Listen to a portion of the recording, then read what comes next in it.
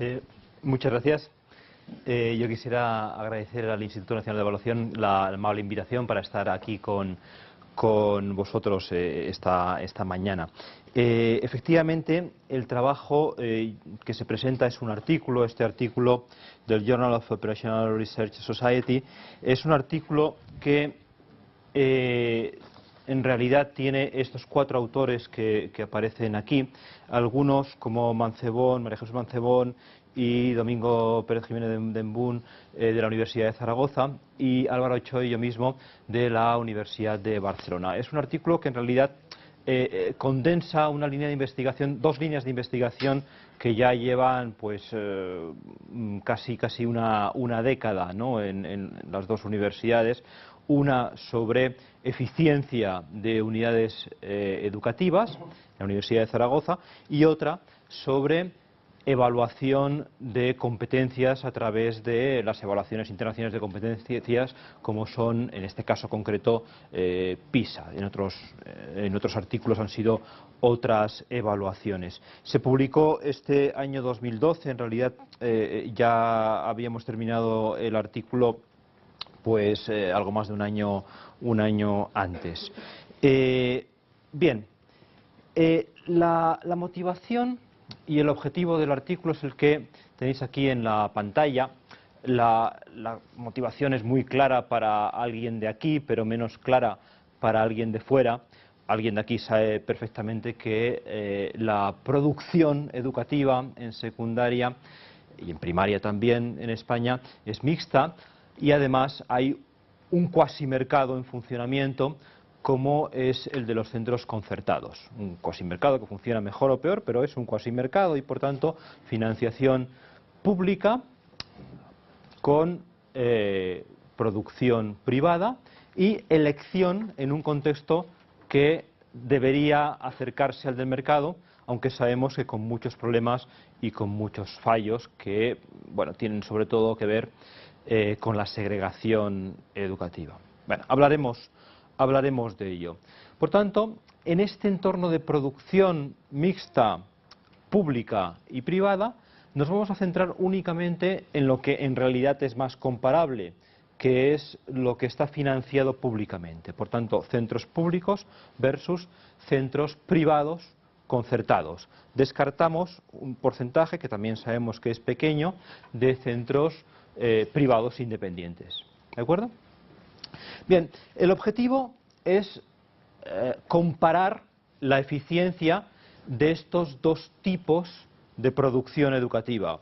Lógicamente, la hipótesis tiene que ver con algo que ya sabemos de investigaciones previas, hemos ido elaborando y que bueno, pues acabamos de contrastarlo de una manera un poquito más sólida en esta. La idea de que efectivamente existen diferencias en bruto en cuanto al rendimiento de centros públicos y centros concertados, y las diferencias en bruto, pues para resumirla, son estas puntuaciones aquí: un valor plausible medio de 502 en los centros privados concertados cuando hablamos de la competencia de ciencias en PISA 2006, pero este valor alto y más alto que el de los públicos también aparece en otro tipo de competencias y en otros años, y un valor plausible medio de 475 para centros públicos.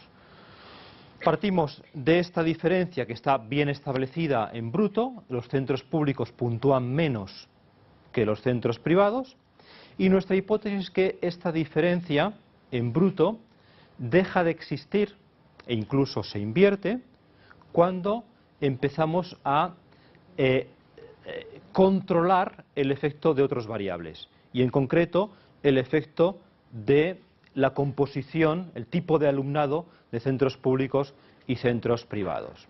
Esta cuestión, esta hipótesis ha quedado contrastada para España en diversas ocasiones.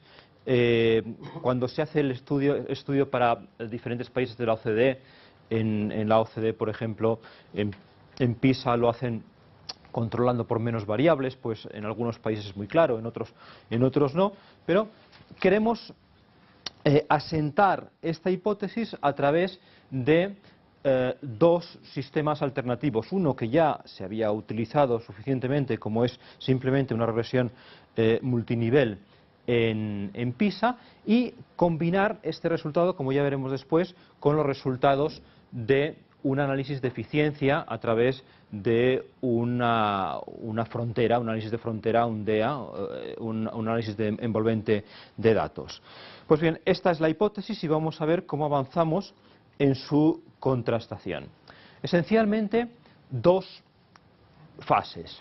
La primera fase es, bueno, quizá suena un poco mal decirlo en un entorno educativo, ¿no? Pero desde el punto de vista de la economía de la educación a veces hablamos, o siempre hablamos, no os quiero engañar, hablamos de la función de producción educativa, ¿no? La función de producción educativa. Esto suena francamente mal para alguien que no es economista.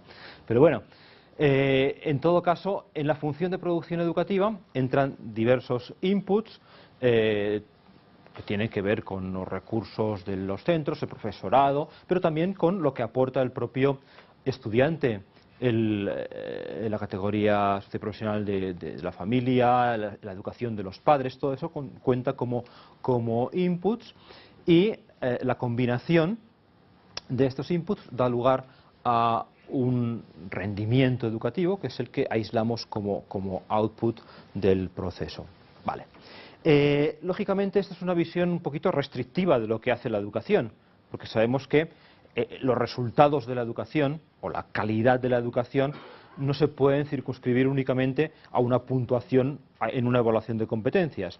Pero ya es algo, al menos sabiendo que está limitado, podemos acotar ese ámbito y decir, bueno, seguramente la educación tiene muchísimas más facetas muy interesantes o más interesantes que puramente la adquisición de competencias, pero vamos a centrarnos en lo que podemos conocer de una manera más estable a través de las evaluaciones, como son las competencias. Bien, por tanto, intentamos establecer esa función de producción, si me permitís la expresión. Y una segunda fase es trasladar esa función de producción a un análisis de eficiencia. Quiere decir, sabiendo cómo se combinan las cosas para dar lugar a un rendimiento, ver qué centros las combinan bien y qué centros las combinan mal. ¿De acuerdo? Veremos una definición un poquito más académica de esta eficiencia, pero bueno, la idea más intuitiva ya queda suficientemente clara. Y dentro de este análisis de eficiencia, lo que quizás es el kit del trabajo, o el punto más importante del trabajo, una distinción entre dos tipos de eficiencia: la eficiencia de gestión y la eficiencia de programa. Establecemos que para cada tipo de centro el límite máximo de eficiencia es diferente, por así decirlo, que la forma en que combinan los recursos, los inputs, los centros concertados es diferente a la forma en que lo combinan los centros públicos, y por tanto la frontera de eficiencia, luego diremos formalmente qué es diferente para unos y para otros. Esta idea es que, bueno, pues hay programas diferentes. En este caso tenemos dos programas diferentes con eficiencias diferentes, la de los centros públicos y la de los centros concertados. Por tanto, que un centro educativo lo haga bien o lo haga mal depende de dos cosas. Primero, que lo haga bien o lo haga mal comparado con los de su propio programa, por tanto, comparado un centro concertado con los centros concertados, eso es eficiencia de programa. Y depende de una segunda cosa, perdón, quizá aquí lo he dicho mal, creo que vuelvo un poquito hacia atrás. La eficiencia de programa tiene que ver con cómo lo hace el conjunto de centros iguales, por tanto centros concertados comparado con el total. Mientras que la eficiencia de gestión tiene que ver con la comparación con los propios centros concertados en este caso, es decir, que lo haga bien o que lo haga mal, tiene que ver con individualmente cómo se compara con los suyos. Disculpad este pequeño lío, ya es suficientemente liosa la cosa como para que encima me equivoque. Repito muy brevemente.